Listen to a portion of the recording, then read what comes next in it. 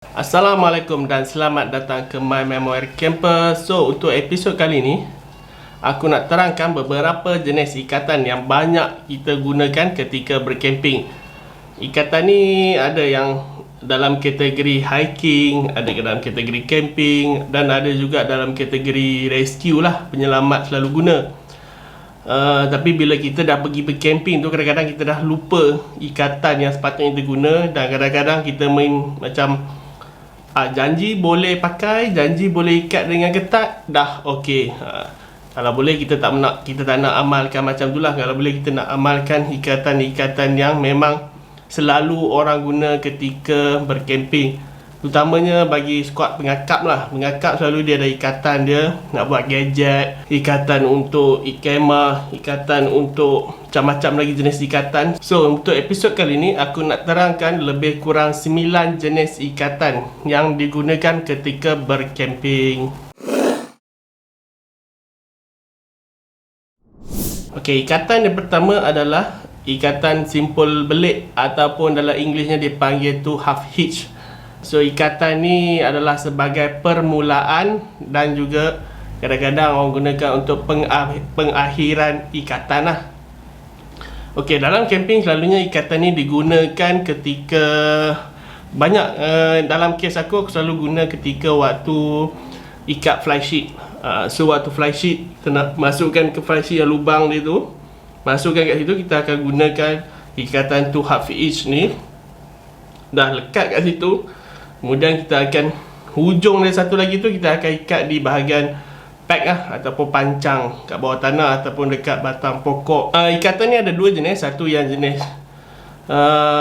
kita matikan secara biasa, lagi satu kita matikan secara orang panggil apa, quick release lah, untuk kita bila kita nak undo balik nanti waktu nak buka senang dia nak lepaskan. So, two half hitch ni digunakan ketika permulaan atau pengakhiran sesebuah ikatan.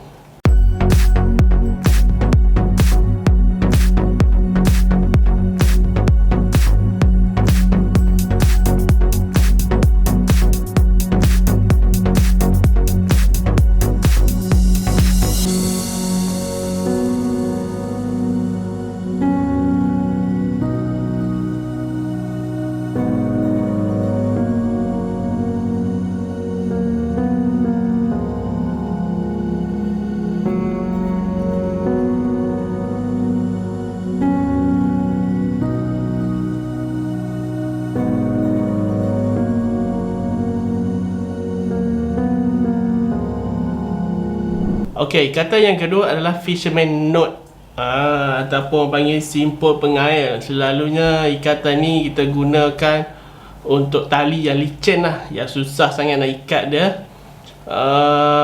Jadi kita akan gunakan ikatan jenis ini untuk sambungkan dua jenis tali yang licin ataupun yang susah nak ikat. Dan juga yang sama besar lah. Selalunya orang guna ni untuk tali pancing. So, tali pancing tu orang akan ikat kat hujung dia tu untuk sambungkan dua tali tu. Kalau dah habis satu tali, kita akan ikat satu lagi guna dengan teknik fisherman knot.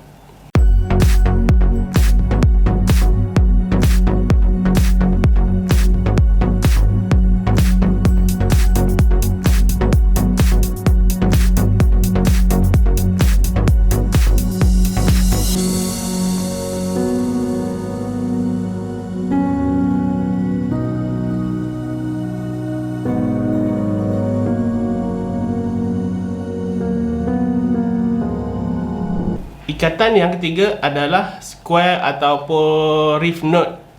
Dalam Melayu dia orang panggil ikatan buku sila. Ini selalu sangatlah orang guna. Ikatan buku sila ni orang guna untuk sambungkan dua tali yang sama saiz, yang sama besar, untuk kita nak panjangkan lagi lah. Contoh kalau kita guna paracord kita dekat tempat kemah, tiba-tiba paracord kita tu dah habis, dan kita ada yang paracord yang lain dan kita nak sambungkan, kita guna ikatan buku sila lah, ataupun reef atau square knot.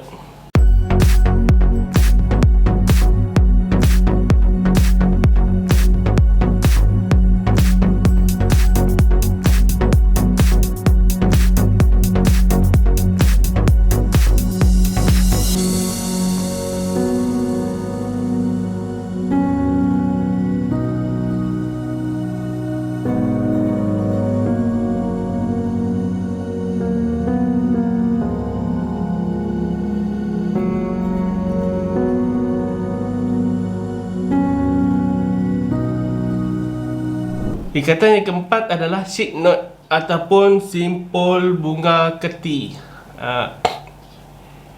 Ini sama macam square or reef knot tadi, buku sila tadi. Cumanya simpul bunga keti ni kita gabungkan, kita nak sambungkan dua tali yang tidak sama saiz, yang berlainan saiz. Contohnya satu yang diameter besar, satu diameter kecil. Kita tak boleh guna buku sila punya simpulan. Kita gunakan simpulan bunga keti lah. So lebih kuat, lebih kukuh, lebih kurang sama je cara ikatan dia. Cuma ada beza sikit waktu nak ending dia, kita cuma masukkan kat belah bawah sahaja. Itu je. Ikatan yang kelima adalah prusik knot.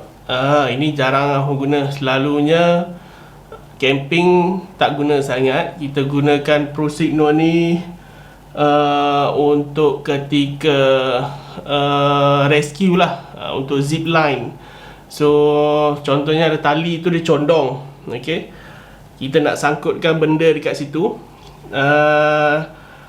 Jadi kita gunakan prusik knot ni untuk buat satu ikatan dekat situ, dekat antara tali yang condong tu, dan ikatan tu tak akan mudah bergerak lah.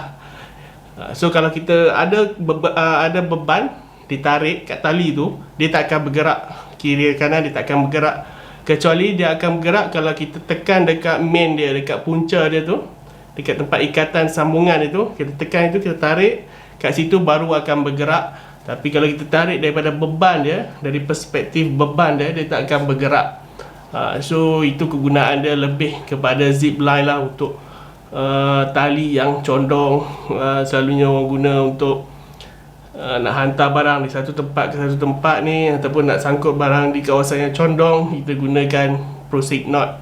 Okey, ikatan yang keenam adalah bowline. Ini famous, memang semua orang kena tahu, ataupun dalam Melayu dia tindih kasih.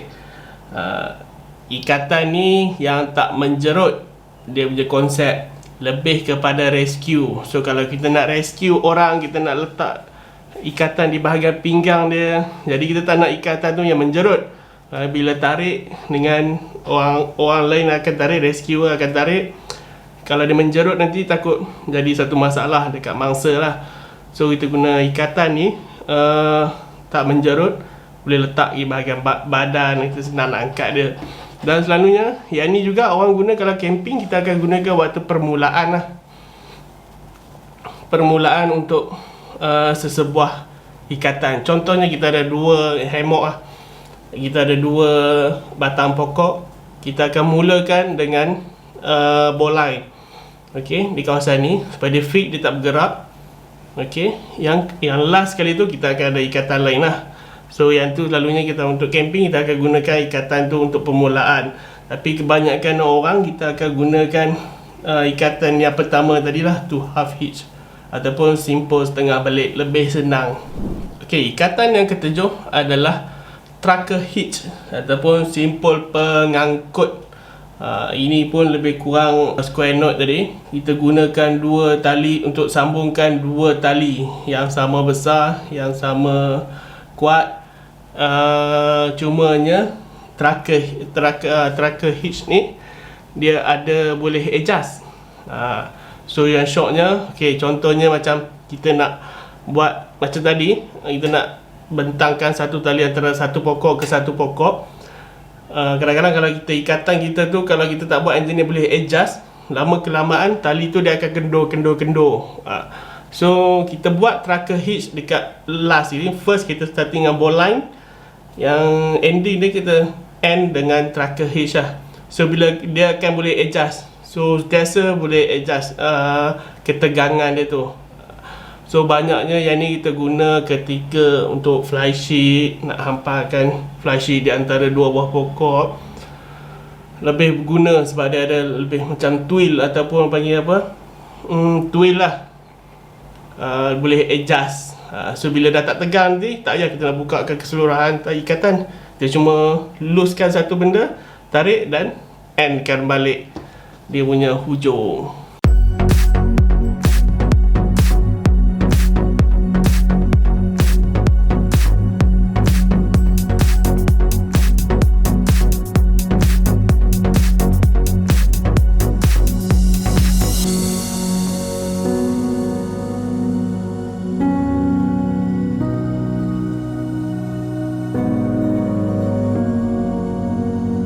Okey, ikatan yang ke-8 adalah clove hitch ataupun simpulan manok lah, simpul manok. Yang ni bagi aku guna banyak di pack ataupun pancang kemah.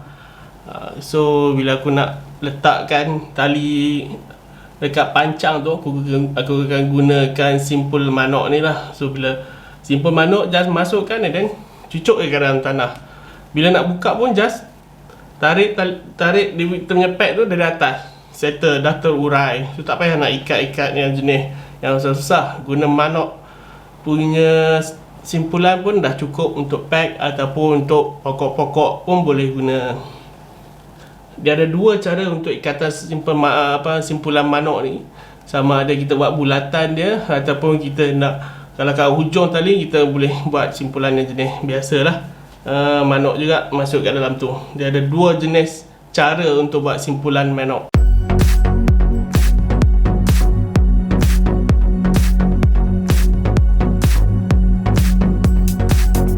Okey, yang ke-9 adalah main harness ataupun simpulan abah-abah. Ini lebih kurang macam yang nombor 5 tadi, macam lebih kurang macam proceed knock, cumanya yang ni dia fix, dia tak boleh bergerak. Proceed knock kita boleh bergerak, kita boleh gerakkan dari satu tempat ke tempat adjustable lah. Tapi kalau main harness simpulan abah-abah ni dia tak boleh berubah, dia akan fix kat satu tempat. Dan proceed knot dan juga main harness ni guna dia lebih untuk kita gantungkan kita punya carabiner ataupun kita punya barang untuk camping, nak sangkut supaya nampak kemas kat tali tu. Kita akan gunakan dua benda ni lah, dua jenis ikatan. Satu yang boleh bergerak tadi, proceed knot, kalau kita nak berubahkan, nak senang kita nak ubah ke tempat dia, ataupun kita nak fixkan dia, kita guna main harness simpulan abah-abah. So itu saja beberapa jenis ikatan yang digunakan ketika dalam camping. InsyaAllah next time aku akan share lagi beberapa tips dan tricks lah yang selalu orang guna untuk camping. Ada banyak lagi video-video yang akan datang. Jangan lupa untuk like, share dan subscribe channel My Memoir Camper. Terima kasih kerana menyokong dan kita jumpa lagi untuk next episode. Terima kasih. Bye bye.